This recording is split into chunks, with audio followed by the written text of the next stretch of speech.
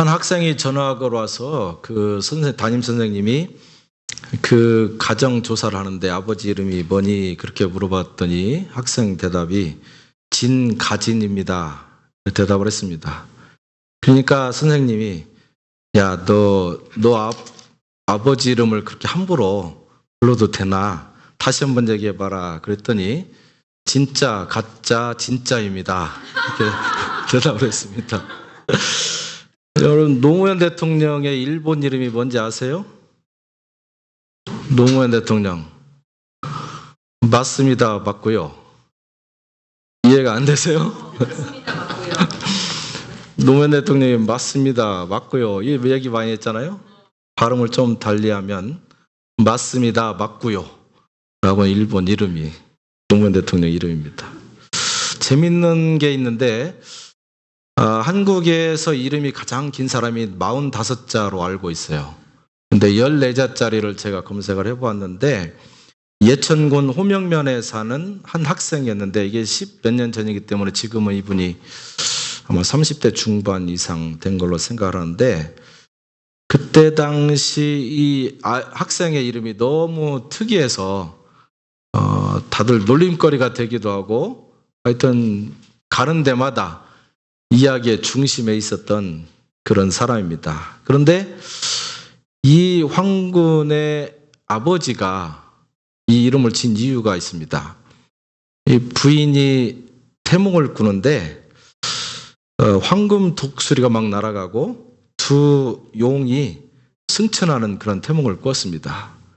야, 이 대단한 역사가 일어났구나. 그래서 이 이름을 잘 뜻을 살려가지고 이름을 어떻게 지면 좋을까. 이분이 이제 황씨인데 황기호 씨라고 하는 분인데 이 이름을 이렇게 지었습니다. 황금 독수리 온 세상을 놀라게 하다. 14자 이름이에요. 근데 한국에서는 이름이 아무리 길어도 그 이름을 다 억셉트하게 되어 있습니다. 그런데 보통 이름이 3자 내지는 4자이기 때문에 이름 칸이 모자라서 그냥 황금 독수리라고 적었고 학교에서 교적부에도 항상 황금 독수리 이렇게 되어 있다고 합니다.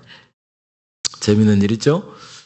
성경에도 보면 하나님을 만나고 또 변화되어서 하나님의 일을 하기 전에 사람들이 계명을 하는 경우가 종종 있습니다. 그래서 아브라함이 하나님을 만났을 때 아브라함이 되었고 야곱은 하나님을 만났을 때 이스라엘이라고 하는 이름을 받게 되었습니다. 신약에 와서는 사울이라고 하는 사람이 예수 그리스도를 다메섹 도상에서 만난 다음에 바울이라고 하는 이름으로 바꿨습니다. 하나님을 만나기 전에는 자기 방식대로 자기 뜻대로 자기의 목표를 따라서 인생을 살아가는 것이 그 이름으로 나타나 있습니다. 그러나 하나님을 만난 다음에는 좀 더 하나님 앞에서 겸손해지고 내 생각을 내려놓고 하나님이 나에게 주신 사명이 무엇인가에 따라서 그 이름을 계명하는 것을 우리가 종종 보게 됩니다.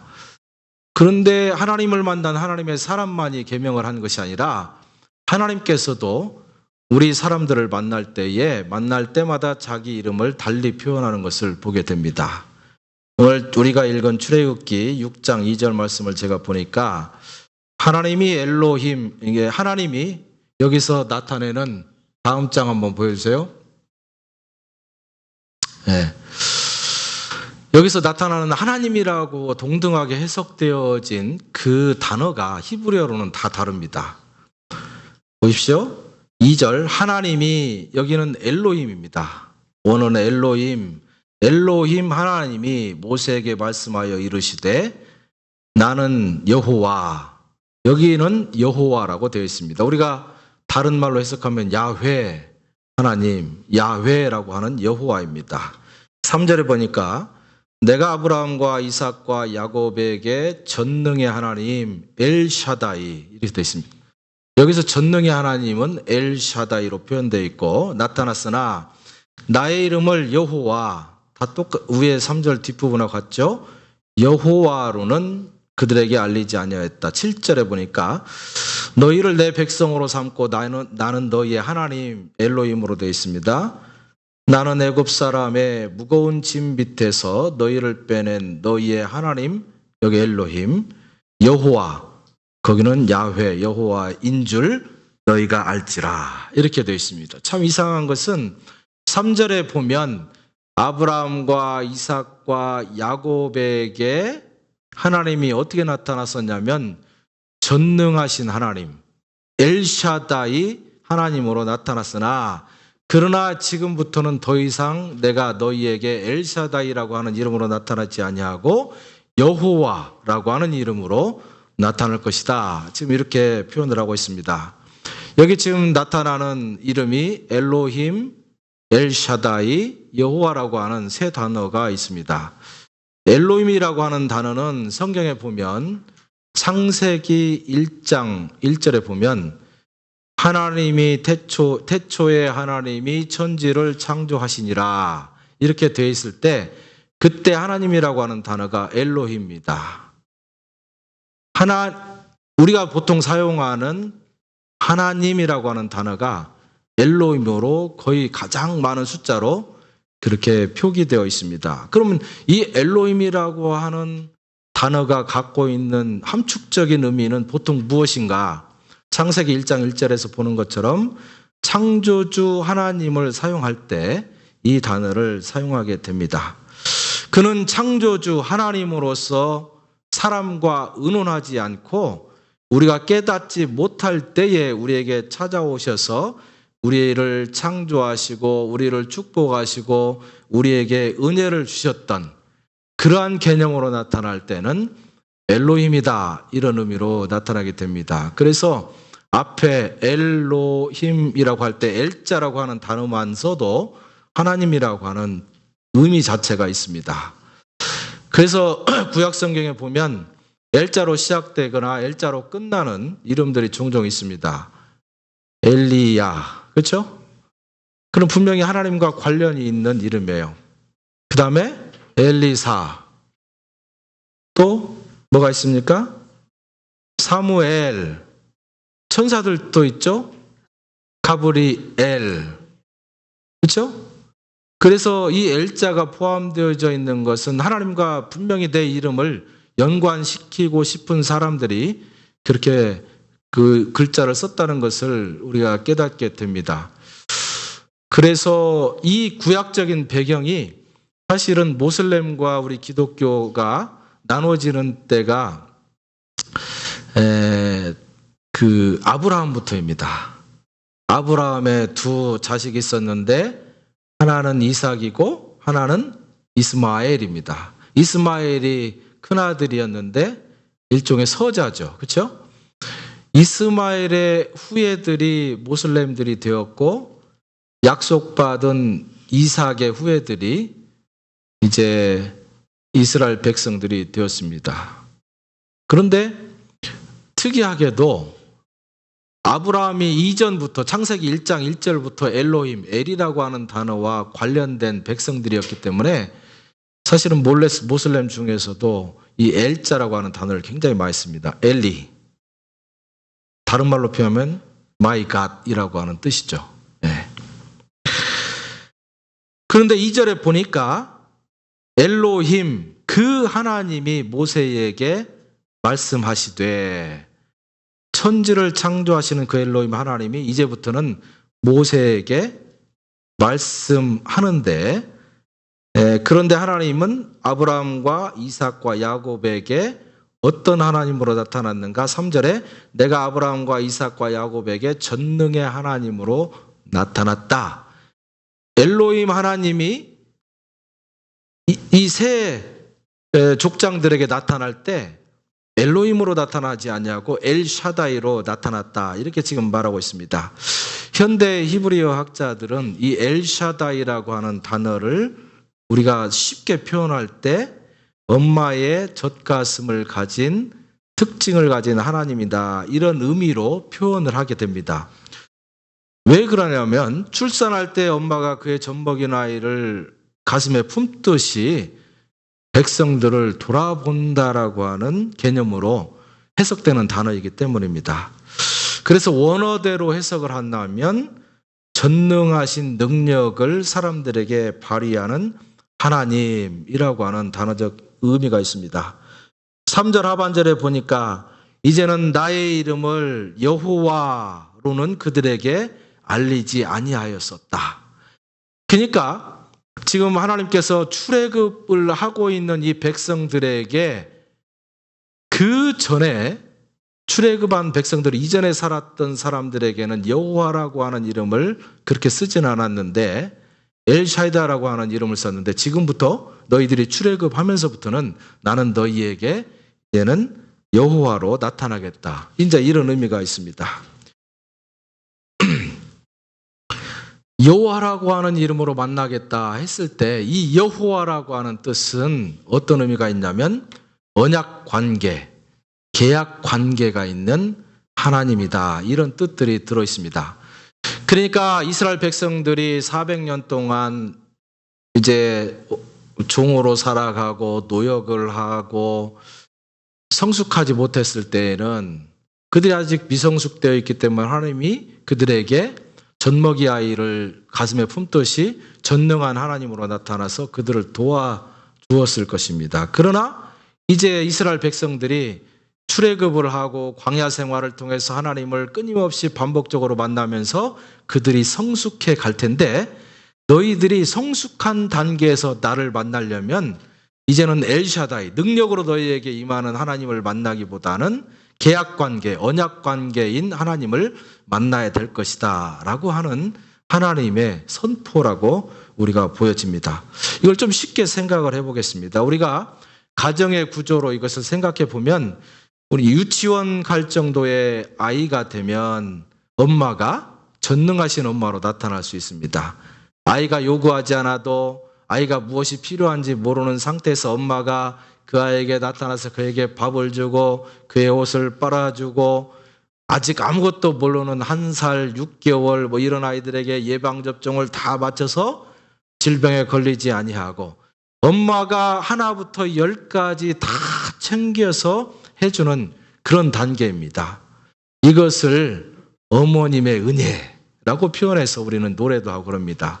하나님께서 아주 베이비 처음에 하나님을 알게 되고 그러나 하나님은 알았지만 성숙하지도 아니하고 엄마의 젖을 먹는 듯한 수준의 우리 그리스도인들에게 바로 은혜로서 임하시는 하나님으로 나타납니다. 무조건적인 은혜, 하나님의 은혜. 이때 나타나시는 하나님의 이름을 엘샤다이라 이렇게 표현합니다. 그런데 유치원을 졸업하고 초등학교에 들어갈 때부터 그 엄마가 갑자기 돌변합니다.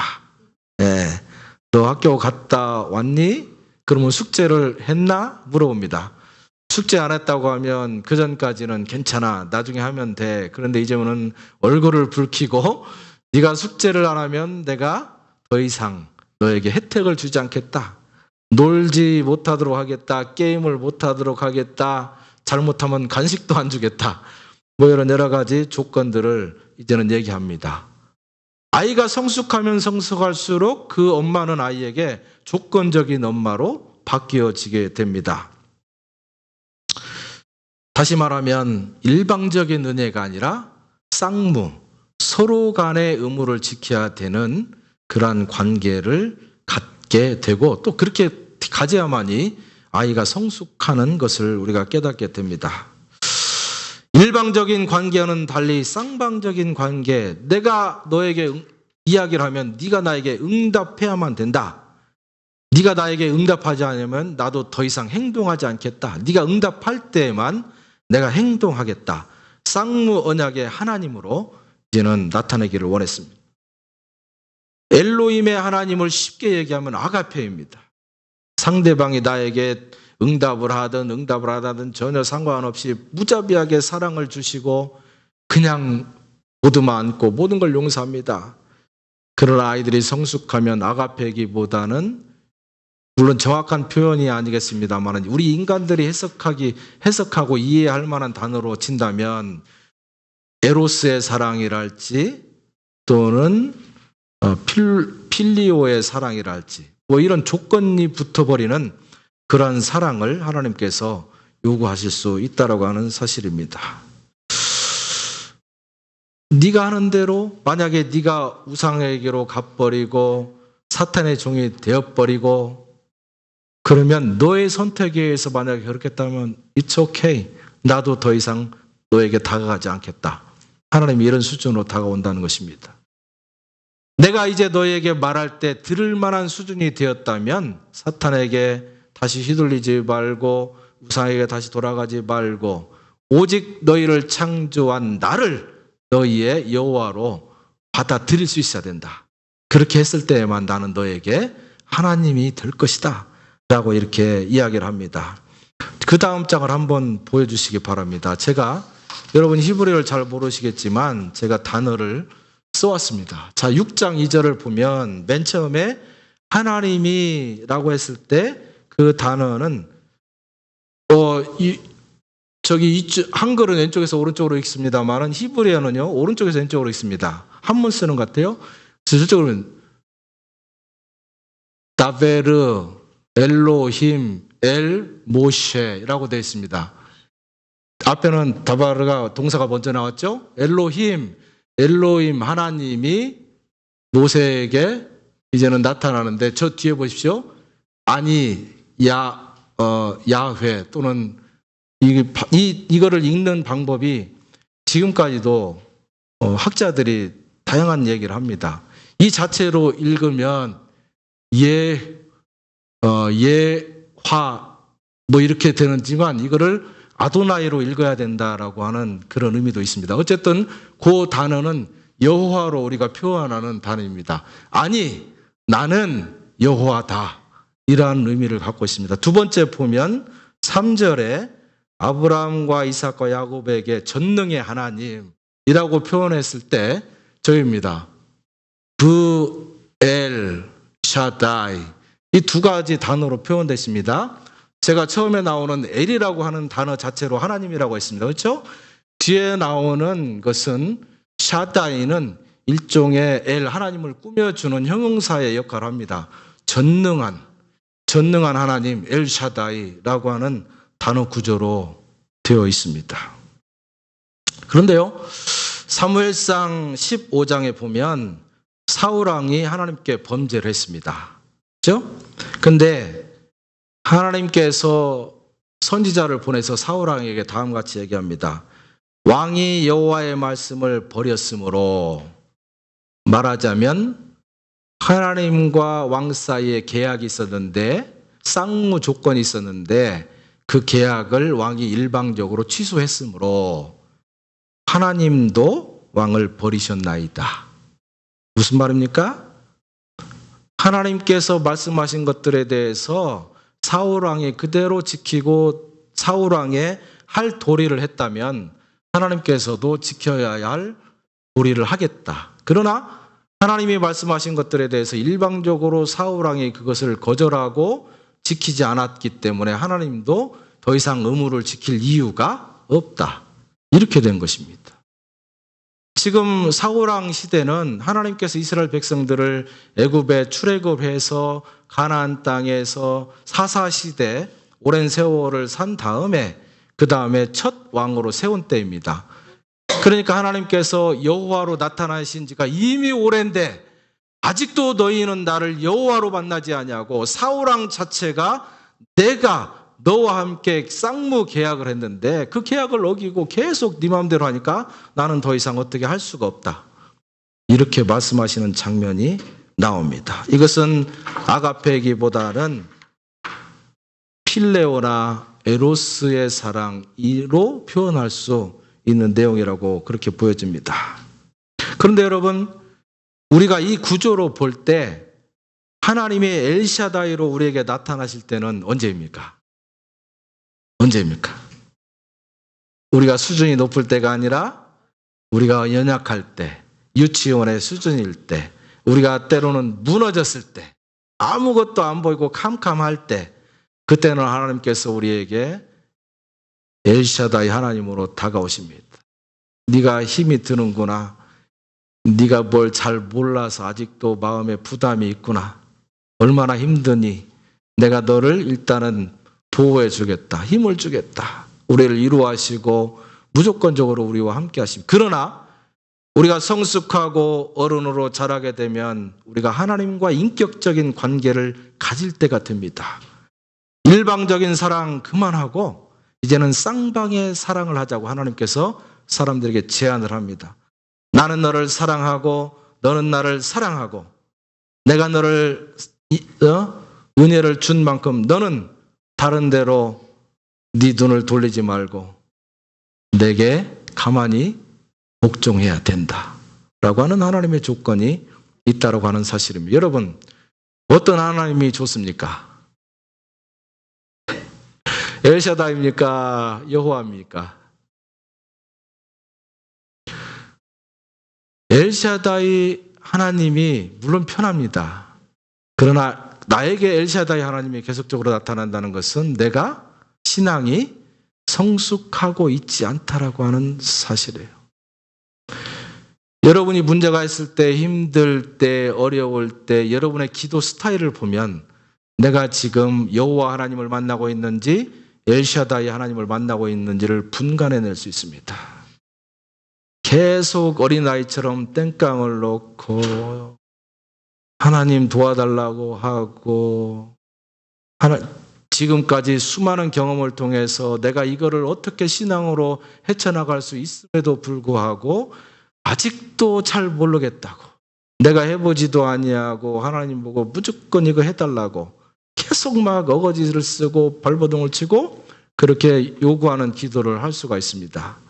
내 신앙이 성숙하지 아니하고 아직도 하나님이 나를 보호해 줘야 된다라고 하는 생각에 사로잡힌 사람이에요. 그러나 하늘이 무너지는 듯한 느낌을 받는 순간에도 하나님의 언약을 믿는 사람이 있습니다.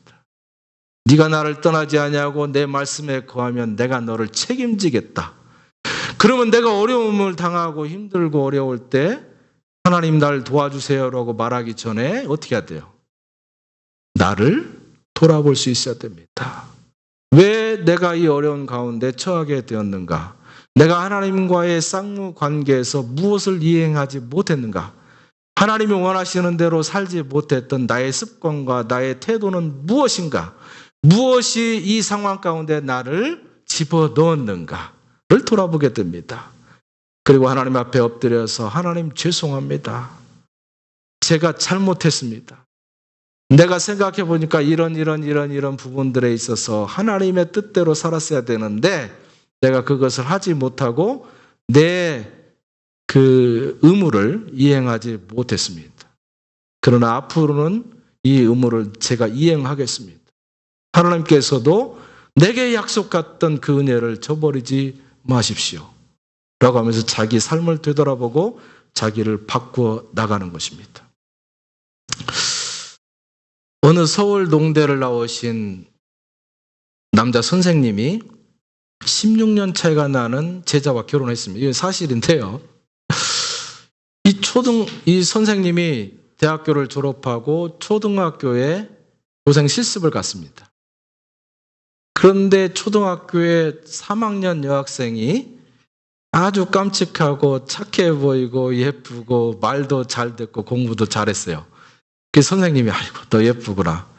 그런데 그 학생은 선생님 볼 때 선생님이 존경스럽고 멋있어 보이고 또 자기를 예뻐하고 하니까 마음에 그 선생님을 좋아하게 되었습니다. 그런데 이 사실을 안 선생님이 야 이놈아 얘기하지 않고 그 아이의 마음을 잘 이해를 해줬습니다. 그래서 아이가 중학교를 들어가고 고등학교를 들어가고 대학교를 졸업할 때까지 이 선생님이 그 아이를 잘 지켜보고 옆에서 많이 도와줬습니다. 그리고 난 다음에 16년 후에 나이 차이가 많이 난 그 학생과 결국 결혼을 하게 되었습니다. 놀라운 일이지만 그러나 문제는 이제 거기부터입니다.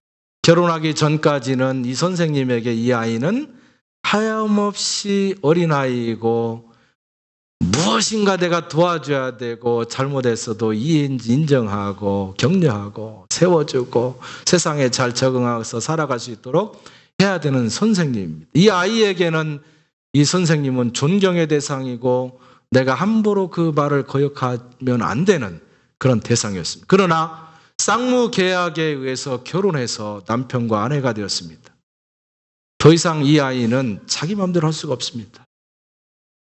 다른 남자가, 젊은 자기 또래의 남자가 건강해 보이고 멋있다고 눈길을 주면 옛날에는 용서를 받았을지는 모르지만 지금은 그렇지 않습니다.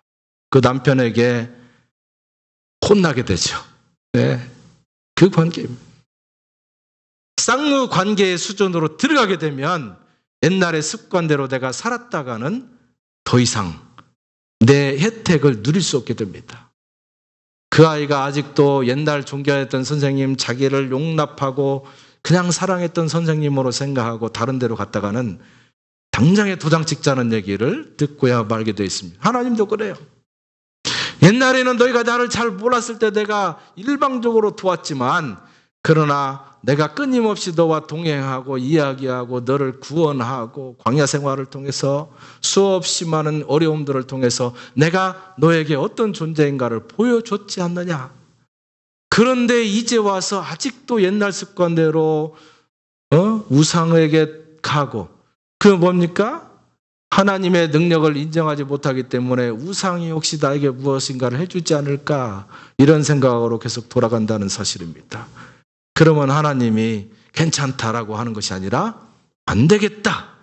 지금까지 내가 너에게 한 이야기에 대해서 100% 지키지 않으면 나도 그 자리에 가만히 있겠다. 더 이상 내가 손쓰지 않겠다라고 이야기할 때가 온다라고 하는 사실입니다. 여러분의 삶을 한번 돌아보실 수 있기를 바랍니다. 내가 신앙생활 1년이 되었습니다. 10년이 되었습니다. 20년, 30년이 되어갑니다. 하나님께서 여러분에게 하나님의 능력과 은혜와 자비하심을 보여준 것이 한두 번이 아니었을 것입니다. 그럼에도 불구하고 나는 내 수준이 옛날하고 별반 다르지 않아서 아직도 하나님 앞에서 어린 양을 피고 뭐 힘들면 교회 나가도 별거 아니네. 하나님이 돌아가셨나 보다. 이렇게 생각해버리고 불교가 진리가 있지 않을까, 뭐 아니면 굿을 좀 해야 되지 않을까, 뭐 이런 생각을 막 자꾸 하게 되면은, 성경에 보면 하나님이, 예수님이 우리의 뭐라고 했어요? 신랑이라고 했습니다. 우리가 이루는 교회는 예수 그리스도의 신부라고 했습니다. 신랑과 신부 사이에 쌍방 계약이 무너지면 우리는 더 이상 하나님의 권속일 수도 없고 하나님의 사랑하는 백성일 수도 없게 되는 것입니다. 우리가 신앙생활이 성숙한다는 것은 바로 이와 같습니다.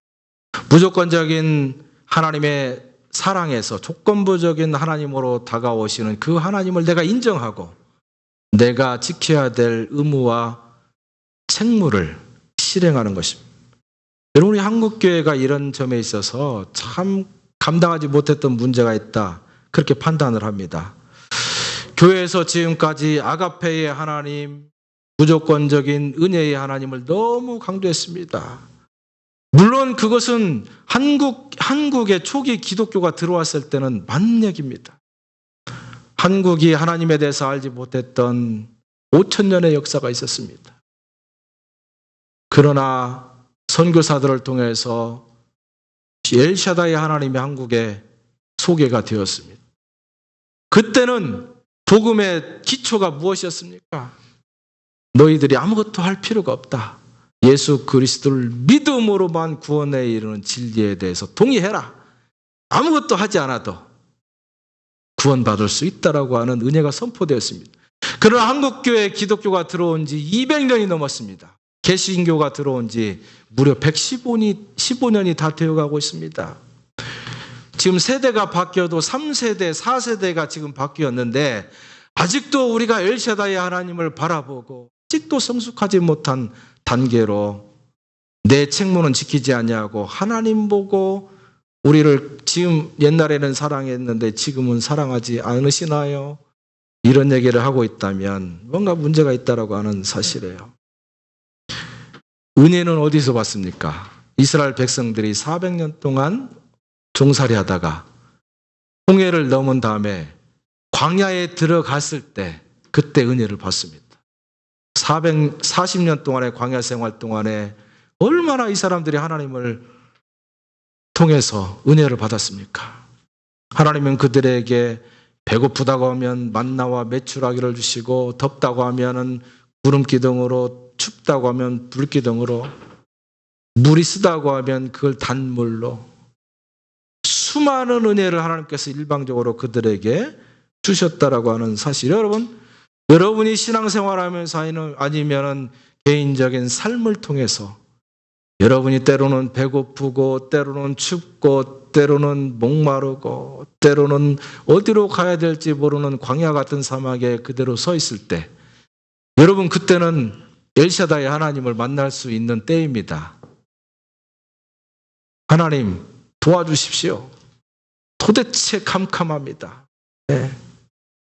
그러나 여러분, 그 한 번 엘샤다의 하나님을 만났던 분은 아직도 광야 생활 속에서 또다시 엘샤다이를 부르짖으면 안 돼요.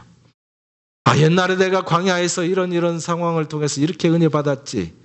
하나님은 나에게 그렇게 약속하셨지. 그때 신실했던 하나님께서 지금도 신실하다고 하는 사실을 내가 믿어야지. 하나님이 내가 여호와인 줄을 너는 믿어야 할지니라라고 했을 때 그 약속에 대해서 내가 믿는 것입니다. 철저하게 신뢰하는 것입니다. 그리고 의심하지 않는 것입니다. 그렇게 되면 우리가 하나님 앞에 성숙된 모습으로 하나님을 만나게 되는 그런 인격적인 관계를 갖게 되는 것입니다.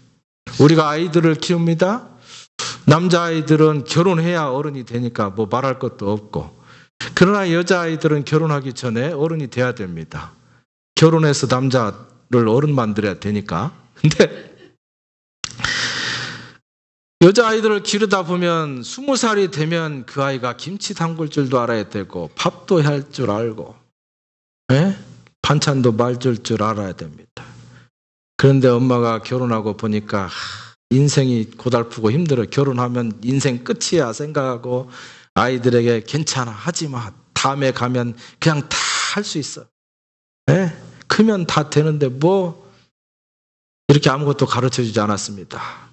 그리고 나면 이 아이가 결국 20살이 넘어가면 결혼을 하게 되면 그게 뭡니까? 그게 사람입니까? 아니면 뭡니까? 그냥 어린 여자아이죠. 사람이 돼 있어야 되는데 그냥 어린아 꼬마예요. 신앙의 성숙이라고 하는 것은 바로 이런 것입니다.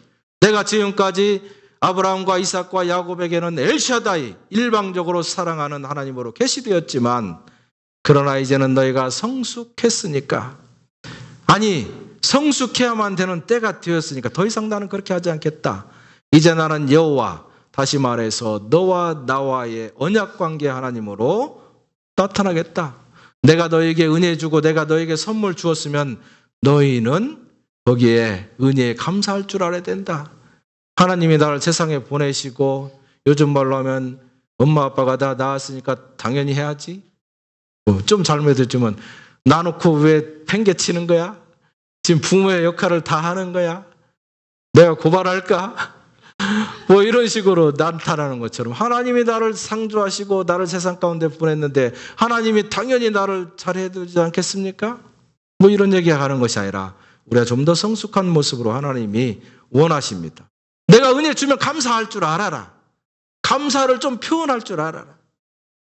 내 앞에 나와서 너도 내 하나님의 나라를 위해서 내가 무엇을 할 수 있습니까? 좀 물어보아라. 네?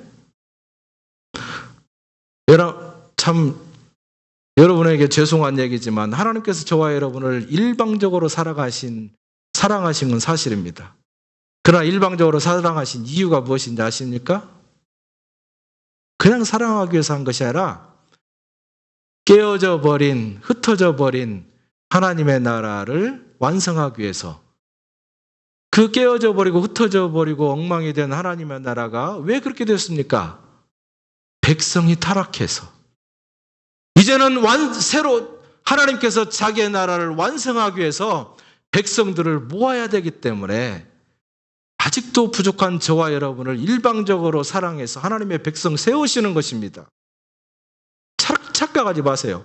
우리가 예뻐서, 우리가 그냥 너무 좋아서 사랑한 것이 아니라 우리를 일방적으로 사랑해서 당신의 백성을 만들어서 자기 나라가 완성되기를 원하시는 하나님의 뜻이 우리를 일방적으로 사랑하시는 근본적인 이유입니다. 그러면 하나님께서 저와 여러분을 일방적으로 사랑해서 하나님의 백성 만들었다면 쌍무 조건이 무엇입니까? 내가 하나님의 백성으로 내 스스로가 성숙돼야 되고, 성숙된 다음에 하나님께 물어봐야 됩니다. 백성이 왕에게 나아가서 내가 뭐 해야 됩니까? 물어봐야지. 왕 혼자 일은 다 하고 백성들은 그냥 계속 얻어먹고 하면 되겠습니까? 그거 아니에요. 백성들이 어릴 때는 모르지만 성숙하면 왕에게 다가가는 신, 왕이시여 1년 동안 우리를 평안하게 해주셨는데 참 감사합니다. 왕의 마음을 내가 기쁘게 하고 평안하게 하는 게 무엇이겠습니까? 하명만 하십시오. 제가 하겠습니다. 여러분, 이 수준이 돼야 되지 않겠습니까? 그러면 왕이 어때요? 기쁜 거예요. 나에게 보답하겠다는 것이 기쁜 것이 아니라 옛날에는 어리고 철부지고 도대체 이 백성들이 어떻게 될까? 하나님이 가슴이 답답했는데 스스로 다가와서 내가 하나님 뭐 할까요? 하나님의 나라를 위해서 내가 어떻게 살아야 될까요? 내가 어떤 태도로 나아가야 하나님 나라에 욕을 안 먹을까요? 막 물어보는 거예요. 하나님이 그놈 됐다.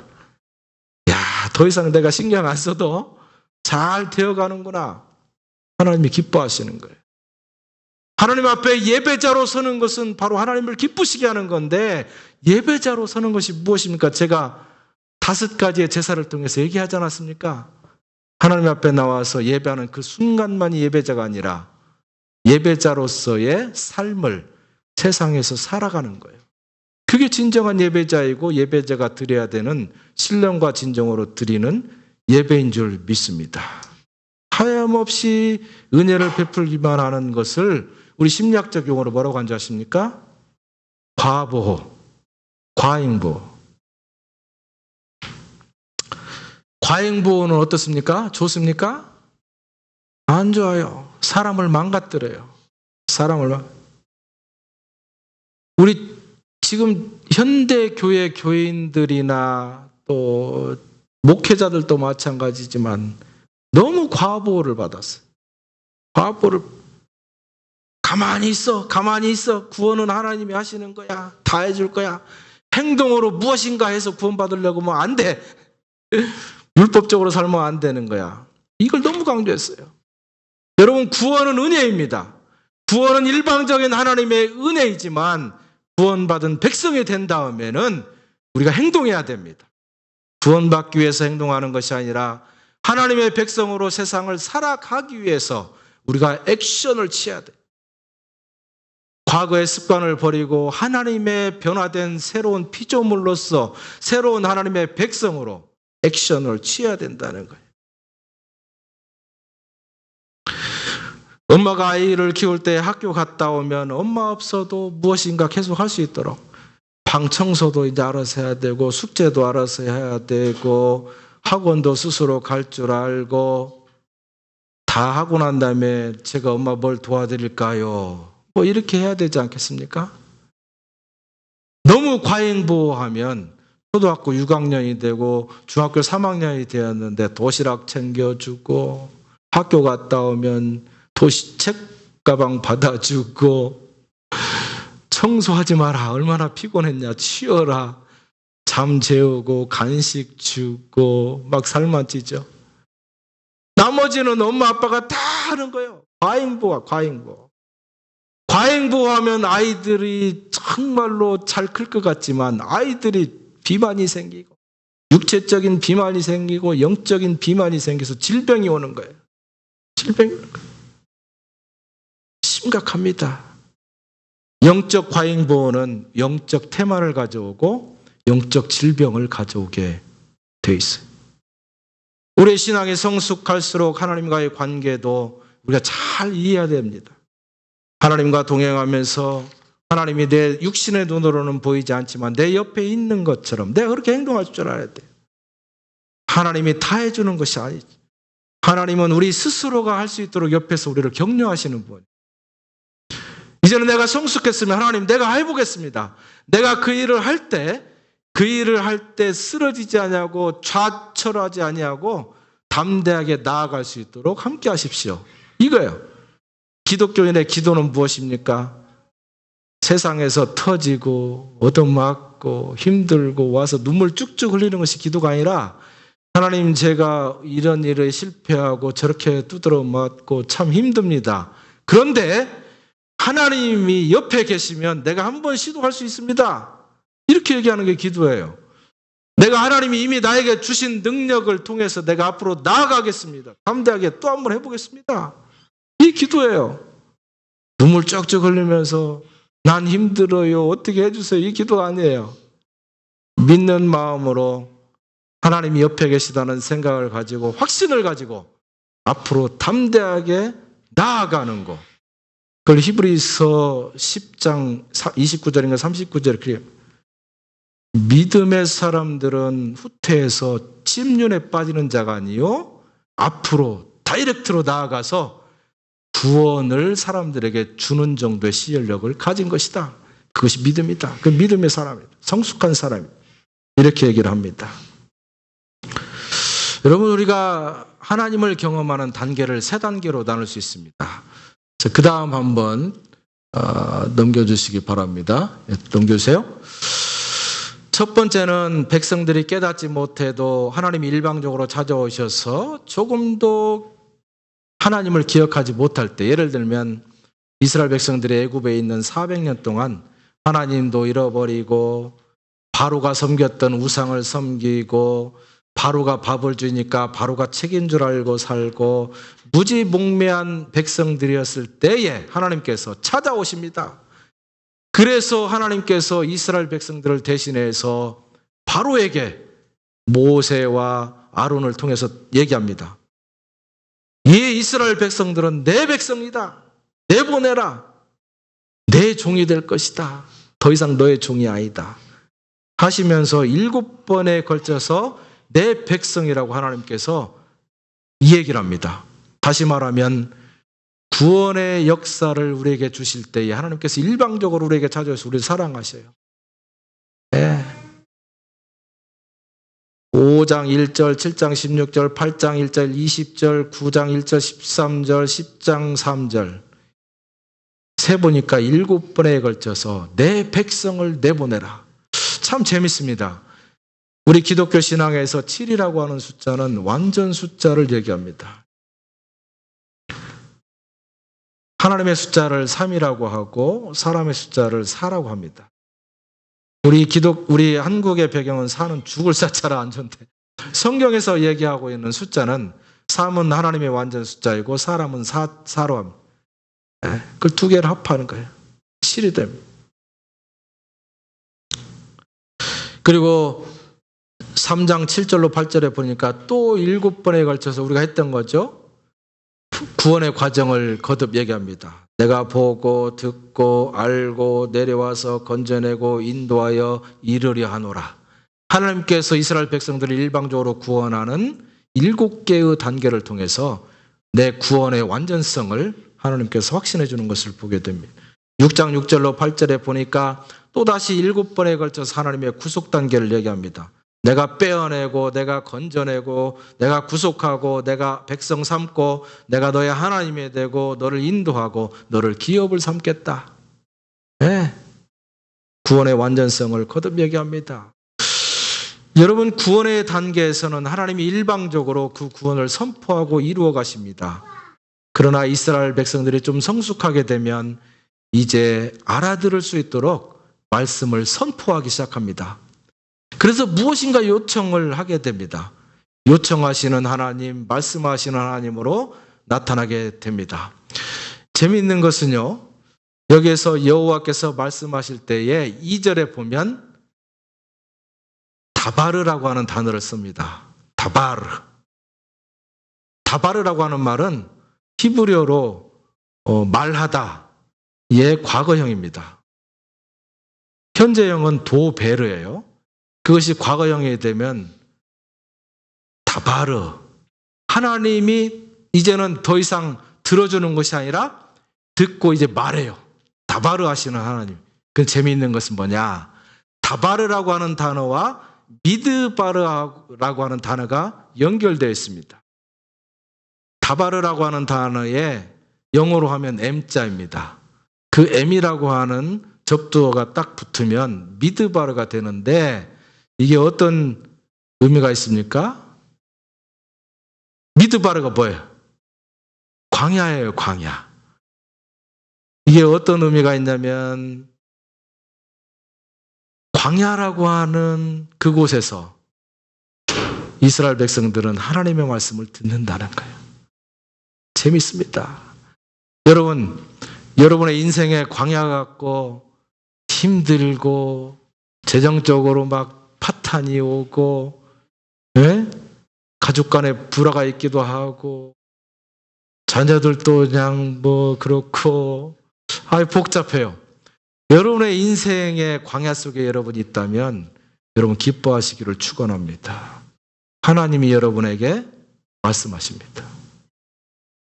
하나님이 말하고 싶은데 우리의 귀를 닫아버려요. 우리가 행복하고 우리가 기쁘고 해피하고 뭐 자기가 다 잘난 것처럼 막 뛰어다니느라고 귀를 열어놓지 못해요. 하나님이 말씀하고 싶은데 도대체 말할 기회가 없는 거예요. 그러니까 하나님이 그를 광야에 집어넣어서 그냥 가만히 앉아서 하늘만 끄먹 눈 깜박거리면서 바라보면서 뭐 좋은 소식이 없나 라고 귀를 기울이게 합니다. 기울이는 광야 속에 있는 그 백성들의 귀 속에 하나님께서 다바르 말씀하세요. 근데 여기서 다바르라고 하는 단어는 그냥 말만 이렇게 해버리는 그런 것이 아니라 꼭 응답이 함께하는 언행이 일치하는 다바르입니다. 하나님께서는 이스라엘 백성의 기울이는 귀에 말씀을 하셨습니다. 말씀을 하면 그것 자체가 법이 되어서 하나님은 꼭 행동으로 그 말씀하신 바를 지켜냅니다. 여러분, 구원하시는 하나님보다는 말씀하시는 하나님은 더 성숙한 것을 요구하십니다. 그러다가 사람이 더 성숙하게 되면 이제는 언약하시는 하나님을 만나게 됩니다. 약속하고 약속을 지키는 하나님. 피를 바르면 하나님께서 너희 장자를 죽이지 않고 넘어가겠다. 하나님 편에서의 약속입니다. 그래서 이스라엘 백성들이 그 약속에 대해서 어떻게 해야 돼요? 반응을 해야 돼요. 6월절이 되기 전날 애굽의 장자가 다 죽게 되었을 때 하나님이 말씀하시는 대로 약속하신 대로 이스라엘 백성들이 양을 잡아서 문설주에 피를 바르고 그 안에 들어가서 양고기를 먹었습니다. 하나님이 약속하시고 이스라엘 백성들이 응답할 때 쌍무 계약 조건이 완성되었을 때 하나님의 구원하신 다바르가 이제는 응답으로 나타났습니다. 죽음의 신이 그곳을 넘어가게 되는 역사를 경험하게 된 거예요. 이 하나님, 엘샤다이 하나님에서 이제는 여호와 하나님으로 넘어가는 이 수준은 하나님의 수준이 아니라 우리의 수준이 그렇게 되었을 때 그 하나님을 만나게 된다는 사실 여러분 기억하시기를 축원합니다. 하나님의 언약은 무엇입니까? 피의 언약. 예수 그리스도를 통해서 내가 너희를 구원하겠다. 사람들의 하나님에 대한 언약은 무엇입니까? 세례 언약이에요. 하나님께서 나에게 피 언약으로 약속하셨습니까? 감사합니다. 그러면 내가 그것을 용납하고 인정하고 받아들여서 내 죄를 회개하고 하나님 백성 되겠다고 내가 고백합니다. 내가 세례 받겠습니다. 세례 언약으로 나아가는 거예요. 하나님께서는 우리에게 피 언약으로 다가오시고 우리는 세례 언약으로 하나님께 나아가서 두 가지 언약이 일치했을 때에 우리는 어떤 역사가 있습니까? 내 중심으로 살지 아니하고 나 하나님의 방식으로 살겠습니다. 나를 더 이상 주장하지 아니하고 나는 하나님의 뜻대로 살겠습니다라고 하는 고백이 우리한테 나오고 하나님께서 말씀하신 것들에 대해서 꼭 응답하는 것처럼 우리가 고백하는 것들에 대해서 우리가 꼭 행동으로 보여줘야 됩니다. 여러분이 만약 처음 신앙생활하고 세례를 받고 하나님의 백성 되기로 결단했습니다. 그럼에도 불구하고 여러분이 하나님의 은혜 가운데 있지 않다고 만약에 생각된다면 하나님을 원망하지 마시고 여러분 자신을 돌아볼 수 있기를 축원합니다. 내가 하나님 앞에 나아가기 위해서 하신 한 약속, 내가 세례 언약을 내가 지키고 있는가? 세례 언약이 무엇입니까? 근본적인 죄의 고백입니다. 내가 하나님을 믿지 않냐고 하나님을 모른다고 부인했던 것을 내가 더 이상 지속하지 않겠습니다. 하나님만 쫓아가겠습니다. 첫 번째 고백. 두 번째, 예수 그리스도를 통해서 구원받은 백성으로 내가 하나님의 나라를 경험하는 그런 수준 높은 사람으로 신앙생활을 하겠습니다. 두 번째 고백이에요. 여러분, 이 두 가지의 고백을 여러분이 세례를 받으면서 했습니다. 여러분, 그 세례 고백을, 세례 언약을 지금 80%는 지키고 있다 생각되는 사람 손 들어 보십시오. 지금 겸손해서 그렇죠? 아예 겸손하지 말고 그럼 50% 지키고 있다는 사람 손 들어 보세요. 이제 겸손하지도 말고 이제 진실하게 내가 그래도 20%는 지키고 있다 생각되는 사람 오른쪽 발가락을 까딱까딱 해보세요. 몇 분 까딱해. 여러분, 하나님이 주시는 은혜, 하나님이 지금도 주시고 있는 그 은혜, 하나님이 앞으로도 우리에게 쏟아 부어주실 그 놀라운 구원의 은혜 받아낼 수 있는 것은 저와 여러분이 세례 언약을 지킬 때입니다. 네. 그러니까 누구에게 달려 있습니까? 나에게 달려 있는 거예요. 구원은 하나님의 소관입니다. 내가 이렇게 어렵게 할 수가 없어요. 그러나 이 세상에서 하나님의 백성으로 하나님 백성다운 삶을 살아갈 수 있는 사람, 내 삶이 변화되어지고 내가 가는 곳마다 하나님의 나라의 역사가 나타나고, 하나님의 나라의 역사는 말이 험하게 나온 게 아니고 그 나라의 백성의 역사는 다른 사람을 정죄하는 게 아니고 그 나라의 백성은 다른 사람을 격려하는 것입니다. 사랑하고 세워주는 것입니다. 미워하는 것이 아닙니다. 내가 그 수준으로 살아갔을 때에 하나님께서는 우리에게 준비하신 은혜를 지속적으로 내려주신다고 하는 사실을 기억할 수 있기를 축원합니다. 건강한 교회는 어떤 교회입니까? 모든 성도가, 이건 제가 훌륭하다고 그리고 제가 어느 정도 높아졌다는 얘기가 아니라 일반적으로 객관적으로 했을 때 목회자나 목사의 수준 이상으로 헌신하는 교회가 되었을 때 건강한 교회입니다. 일반적으로 목회자가 교회를 시작하고 교회를 섬기고 하나부터 열까지 다 찾아가면서 하는 단계가 있습니다. 그러나 여러분, 건강한 교회가 되기 위해서는 목회자가 일방적으로 섬기고 일방적으로 여러분에게 무엇인가를 쏟아 부어주는 단계에서는 절대 불가능합니다. 처음 단계에서는 그렇게 할 수 있습니다. 그러나 여러분의 수준이 저의 수준 이상으로 높아져야 돼요. 제 수준은 이상으로 높아져. 아무리 못 높아져도 저와 그냥 똑같아져야 됩니다. 그래서 제가 그럼 여러분이 할 줄 알고 그런데 이러면 안 되는 거예요. 수준이 다르면 안 돼요. 그러면 그러면 딱 수준이 딱딱 나와줘야 우리가 어떻게 됩니까? 파트너십이 이루어지는 거예요. 파트너십. 하나님의 나라를 이 세상에 누리는 수준으로 살아갈 수 있는 거. 목회자와 성도가 똑같은 수준이 되어서 파트너십을 이룰 때, 그리고 목회자와 성도가 한 모습이 되어서 교회가 되어서 그 교회가 하나님과 동등한 수준으로 나아갈 때 하나님이 그러면 우리 교회가 한 목소리로 해야 되는데 하나님이 그랬는데 이쪽에서 이렇게 따뜻하면 안 되는 거예요. 일치된 마음으로 파트너십을 가지고 연합되고 하나 되었을 때 그렇게 성숙되어진 건강한 교회를 만들 수 있는 것입니다. 성숙되어지면 하나님 앞에 우리 교회가 어떻게 나가겠습니까? 지금까지는 하나님의 은혜 가운데 하나님의 부어주시는 은혜로만 살았지만 이제는 어떻게 해요? 우리 열린교회가 앞으로 어떻게 할까요? 우리 열린교회에게 하나님 맡겨주십시오. 제가 하나님을 섬겨나가겠습니다. 우리 교회가 이 지역을 섬기겠습니다. 우리 교회가 밴쿠버 캐나다를 섬기겠습니다. 이 교회가 하나님의 나라를 섬기겠습니다. 고백해야 되는 거예요.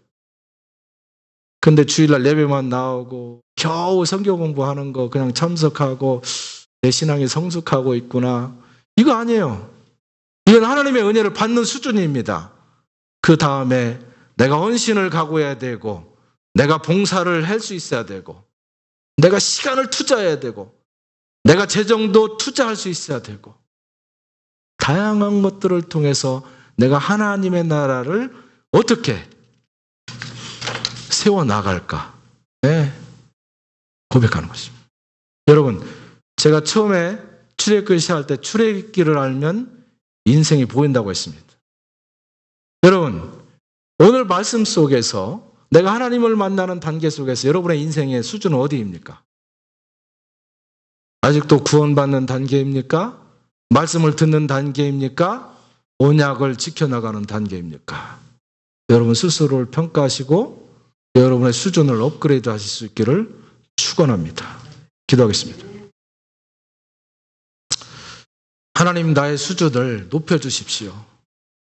나는 아직까지도 엘샤다이 하나님을 부르짖고 있었습니다. 그러나 이제는 더 이상 엘샤다이 하나님이 아니라 여호와 하나님을 부르기를 원하고, 하나님이 나에게 복 주셨던 것처럼 내가 그렇게 하나님을 섬기기를 원합니다. 나에게 능력 주십시오. 여러분 그렇게 고백하는 기도할 수 있기를 바랍니다.